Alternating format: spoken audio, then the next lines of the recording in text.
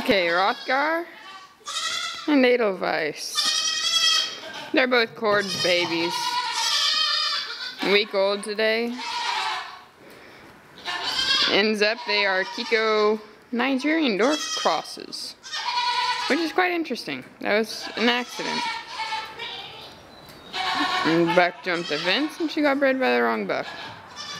They're all healthy right now, and we'll have to wait till later to see what sort of problems we end up with, if there are any. Both of them are healthy breeds, it's just seeing how they come together.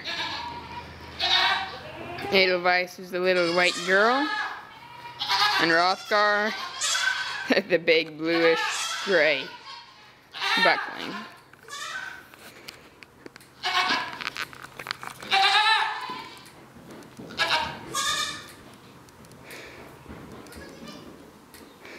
Still got a bunch of goats mad at me because I haven't fed them all yet, so I'm going to have to keep this short. Along with they're not too fun to watch play yet.